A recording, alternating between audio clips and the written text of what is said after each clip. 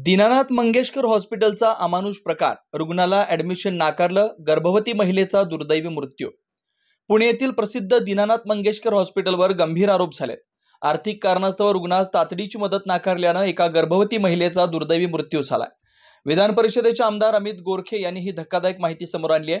आगामी अधिवेशनात या प्रकरणी सरकारला जाब विचारला जाणार असल्याचं त्यांनी स्पष्ट केलंय।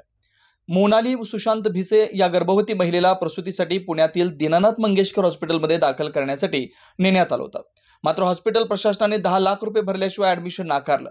पतीकडून 3 लाख रुपये भरण्याची तयारी दाखवली होती, पण तरीही हॉस्पिटलनं रुग्णाला प्रवेश दिला नाही। मंत्रालयातून हस्तक्षेप झाल्यानंतरही हॉस्पिटल प्रशासनाने आपली भूमिका बदलली नाही। या गोंधळात अखेर मोनाली भिसे यांना दुसऱ्या हॉस्पिटलमध्ये हलवावं लागलं। तिथे उपचार मिळाले, जुळ्या मुलींचा जन्म झाला, पण दुर्दैवानं त्या आईचा मृत्यू झाला।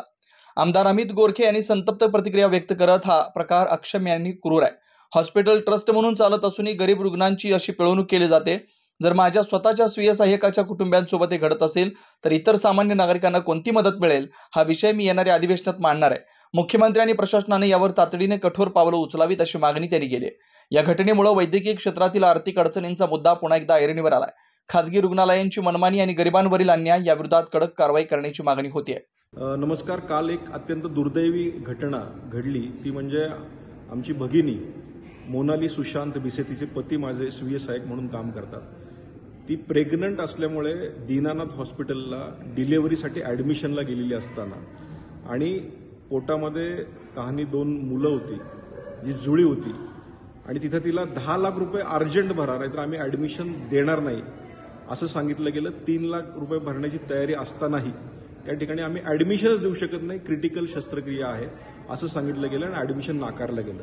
त्यानंतर मंत्रालयातनं फोन गेल्यानंतरही तिथल्या ॲडमिनिस्ट्रेशननी ते झुगारून त्यांना ॲडमिशन दिलं नाही आणि त्या धावपळीत दुसऱ्या हॉस्पिटलमध्ये जावं लागलं।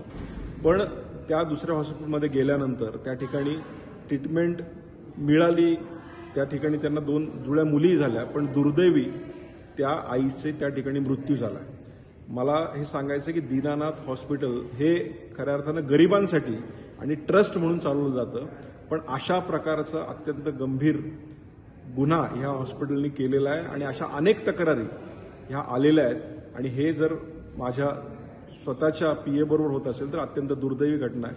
त्यामुळे येणाऱ्या अधिवेशनामध्ये नक्की हा विषय आम्ही मांडणार आहोत आणि याविषयी कडक पावलं नक्कीच माननीय मुख्यमंत्री आणि सर्वांनी उचलावी अशी मी विनंती करणार आहे।